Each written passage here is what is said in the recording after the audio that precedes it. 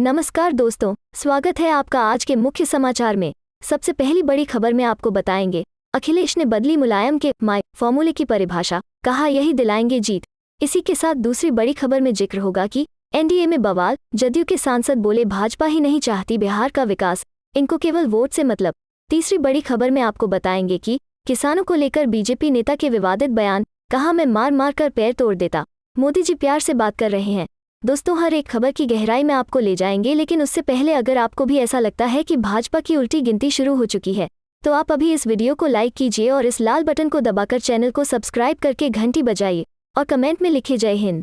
अखिलेश ने बदली मुलायम के माई फॉर्मूले की परिभाषा, कहा यही दिलाएंगे जीत। जी हाँ दोस्तों, उत्तर प्रदेश में अगले कुछ महीने में विधानसभा चुनाव होने हैं और सत्तारूढ़ भारतीय जनता पार्टी समेत सभी प्रमुख दल अपने अभियान में जुट गए हैं। इस बीच समाजवादी पार्टी के राष्ट्रीय अध्यक्ष और पूर्व मुख्यमंत्री अखिलेश यादव ने पार्टी की चर्चित एमवाई फॉर्मूले की परिभाषा बदलते हुए कहा कि यही दोनों प्रदेश में सपा की सरकार बनवाएंगे। पूर्व मुख्यमंत्री अखिलेश यादव ने लखनऊ में एक टीवी चैनल को दिए इंटरव्यू में एमवाई फॉर्मूले को नया नाम दे दिया है। महिलाओं और युवाओं को रिझाने की कोशिश में जुटे सपा के राष्ट्रीय अध्यक्ष अखिलेश ने कहा कि हम नेताजी के फॉर्मूले पर काम नहीं कर रहे हैं।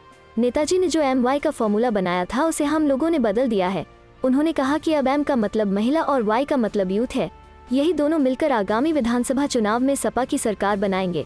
अखिलेश यादव ने आगे कहा, भारतीय जनता पार्टी झूठी पार्टी है और झूठे सपने दिखाती है, लेकिन अब बीजेपी के दिन चले गए हैं और प्रदेश की जनता बदलाव चाहती है, क्योंकि बीजेपी ने जितने झूठे सपने दिखाए उतने झूठे सपने किसी भी राजनीतिक पार्टी ने जनता को नहीं दिखाए।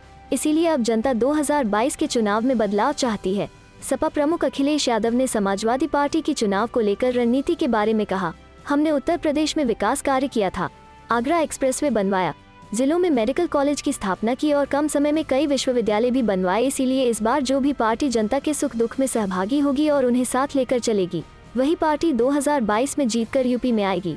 पूर्व मुख्यमंत्री अखिलेश यादव ने बीजेपी पर तंज कसते हुए कहा, जब यूपी में बीजेपी 2017 में जीत कर आई थी तो बड़ी बड़ी होर्डिंग्स लगवाए गए थे, राष्ट्रपति और प्रधानमंत्री को बुलाया गया था और साथ ही साथ देश के कई बड़े उद्योगपतियों को भी इन्वेस्टमेंट समिट के नाम पर बुलाया गया था।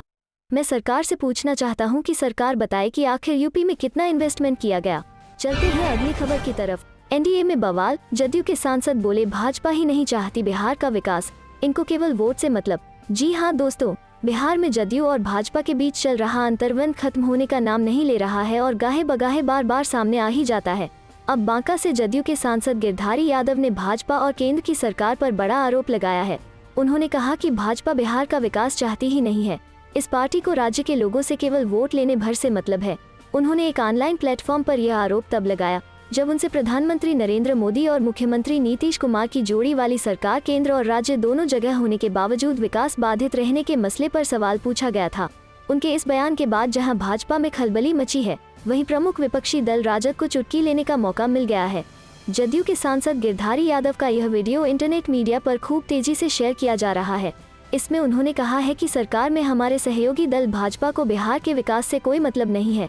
उन्होंने कहा कि 2014 के लोकसभा चुनाव में जब हम भाजपा के साथ नहीं थे, तब वे राज्य की 31 सीटों पर जीते। इसके बाद 2019 में बिहार से एनडीए के 39 सांसद चुने गए। इसके बावजूद केंद्र की सरकार ने बिहार के साथ न्याय नहीं किया। चलते हैं अगली खबर की तरफ। किसानों को लेकर बीजेपी नेता के विवादित बयान, कहा मैं मार मार कर पैर तोड़ देता, मोदी जी प्यार से बात कर रहे हैं। जी हाँ दोस्तों, किसान आंदोलन के लेकर पंजाब बीजेपी के प्रवक्ता हरमिंदर सिंह ने विवादित बयान दिया है। उन्होंने कहा है कि किसानों को पीटना ही उनसे निपटने का एकमात्र उपाय है। बीजेपी प्रवक्ता ने कहा कि प्रधानमंत्री किसानों के साथ मानवता से पेश आ रहे हैं। मैं होता तो प्रदर्शन कर रहे किसानों को पीटता और जेल में डलवा देता। हरमिंदर सिंह ने कहा कि अगर मुझे बात करने के लिए बोला जाता तो मैं मार मार के पैर तोड़ देता और जेल में बंद करवा देता। आगे उन्होंने कहा कि किसानों का यही हाल करना चाहिए। बताते चले कि 3 नए कृषि कानूनों के खिलाफ किसानों का आंदोलन लगातार जारी है। पिछले लगभग 9 महीनों से किसान दिल्ली बॉर्डर पर बैठे हुए हैं। सरकार के साथ 11 दौर की वार्ता के बाद भी दोनों पक्ष के बीच कोई फैसला नहीं हो पाया, जिसके बाद से सरकार और किसानों के बीच डेडलॉक जारी है। दोनों ही पक्षों के बीच अंतिम बार वार्ता 22 जनवरी को हुई थी। इधर दिल्ली की सीमाओं पर चल रहे किसानों के धरने के मामले में राष्ट्रीय मानवाधिकार आयोग ने उत्तर प्रदेश, हरियाणा, राजस्थान और दिल्ली की सरकारों को नोटिस जारी किया है। इन सभी राज्यों के मुख्य सचिवों, पुलिस महानिदेशकों और पुलिस आयुक्त से धरने के मामले में की गई कार्रवाई का ब्यौरा देने को कहा गया है। आयोग के मुताबिक उसे इस धरने के संबंध में अनेक शिकायतें मिली हैं। खासकर 9,000 छोटी व मंझली औद्योगिक इकाइयों पर इसका गंभीर प्रतिकूल प्रभाव पड़ने की बात सामने आई है। आयोग ने कहा है कि शिकायतें इस बारे में भी मिली हैं कि धरने के कारण लोगों को अपने गंतव्य तक पहुंचने के लिए लंबी दूरी वाले रास्तों से सफर करना पड़ रहा है। सीमाओं पर अवरोध लगे हैं। आरोप यह भी है कि आंदोलनकारी किसान धरना स्थलों पर कोरोना नियमों का भी पालन नहीं कर रहे हैं। चलते हैं अगली खबर की तरफ। फिर विवादों में बीजेपी सांसद राजीव प्रताप रूड़ी की एम्बुलेंस 280 लीटर शराब के साथ बिहार पुलिस ने पकड़ा। जी हां दोस्तों, बिहार के सारण जिले के भगवान बाजार थाना क्षेत्र से पुलिस ने 280 लीटर देसी शराब लदी एक एम्बुलेंस जब्त की है। यह एम्बुलेंस सांसद राजीव प्रताप रूड़ी के सांसद मद से खरीदी गई थी और संचालन की जिम्मेदारी एक समिति को दी गई थी। इस मामले में पुलिस ने एम्बुलेंस चालक को गिरफ्तार कर लिया है। पुलिस के एक अधिकारी ने बुधवार को बताया कि गुप्त सूचना के आधार पर श्यामचक मोहल्ले में एम्बुलेंस की तलाशी ली गई, जिसमें 280 लीटर देसी शराब बरामद की गई। उन्होंने बताया कि इस मामले में एम्बुलेंस चालक डोरीगंज थाना क्षेत्र के चकिया गांव निवासी राकेश राय को गिरफ्तार किया गया है, जबकि शराब तस्करी में शामिल एम्बुलेंस सवार एक तस्कर फरार हो गया।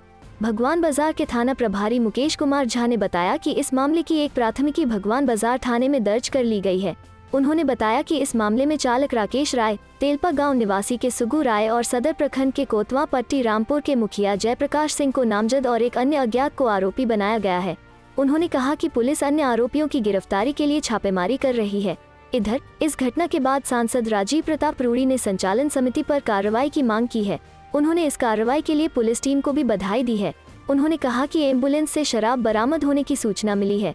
उन्होंने संचालन समिति पर कड़ी कार्रवाई करने की मांग करते हुए कहा कि लोगों की सहायता के लिए एम्बुलेंस दी गई है, न कि शराब ढोने के लिए। उन्होंने कहा कि एम्बुलेंस की खरीदारी कर उसके संचालन के लिए सदर प्रखंड के कोतवा पट्टी रामपुर पंचायत के मुखिया जयप्रकाश सिंह को सौंप दी गई थी।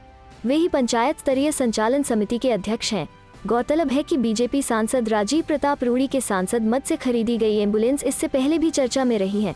दरअसल कोरोना की दूसरी लहर के दौरान जब लोग अस्पताल जाने के लिए एम्बुलेंस के लिए दर दर भटक रहे थे और उनसे हजारों रुपए वसूले जा रहे थे, तब पूर्व सांसद पप्पू यादव ने रूड़ी द्वारा खरीदी गई कई एम्बुलेंस को परिसर में छिपा कर रखने का खुलासा किया था। साथ ही इन एम्बुलेंस से ईंट और बालू ढोने के भी आरोप लगे थे। अब इनमें से एक एम्बुलेंस से शराब बरामद हुई है। चलते हैं अगली खबर की तरफ। यूपी सरकार को झटका। इलाहाबाद हाईकोर्ट ने कफील खान के दूसरे निलंबन पर लगाई रोक। यूपी सरकार ने की थी कार्रवाई। जी हां दोस्तों, इलाहाबाद उच्च न्यायालय ने जुलाई 2019 के यूपी सरकार के उस आदेश पर रोक लगा दी है जिसमें बाल रोग विशेषज्ञ कफील अहमद खान को इस आरोप में निलंबित कर दिया गया था कि उन्होंने बहराइच जिला अस्पताल में मरीजों का जबरन इलाज किया था और सरकार की नीतियों की आलोचना की थी। यह दूसरी बार है जब खान को राज्य सरकार ने निलंबित किया था। गोरखपुर के बीआरडी मेडिकल कॉलेज में अगस्त 2017 में हुई त्रासदी के बाद वो पहले से ही निलंबित थे, जहां ऑक्सीजन की आपूर्ति में कथित व्यवधान के कारण 60 बच्चों की मौत हो गई थी। खान द्वारा दायर एक रिट याचिका पर सुनवाई करते हुए न्यायमूर्ति सरल श्रीवास्तव ने याचिकाकर्ता के खिलाफ 1 महीने की अवधि के भीतर जांच समाप्त करने का निर्देश दिया है। अदालत ने आगे निर्देश दिया कि याचिकाकर्ता जांच में सहयोग करेगा और अगर याचिकाकर्ता सहयोग नहीं करता है तो अनुशासनात्मक प्राधिकारी जांच को एक तरफा समाप्त करने के लिए आगे बढ़ सकते हैं। इस मामले को 11 नवंबर 2021 को सूचीबद्ध करने का निर्देश देते हुए अदालत ने कहा कि जब मामले को अगली बार सूचीबद्ध किया जाएगा तो प्रतिवादी अदालत को जांच के परिणाम के बारे में सूचित करेंगे। इसके अलावा अदालत ने राज्य के अधिकारियों को जवाब दाखिल करने के लिए 4 सप्ताह का समय दिया है। खान अगस्त 2017 में अपने निलंबन के दौरान लखनऊ के महानिदेशक चिकित्सा शिक्षा DGME कार्यालय से जुड़े थे। इस अवधि के दौरान उन्होंने बहराइच अस्पताल का दौरा किया और दावा किया कि उन्हें जापानी इंसेफेलाइटिस से प्रभावित बच्चों के इलाज के लिए जनता द्वारा बुलाया गया था।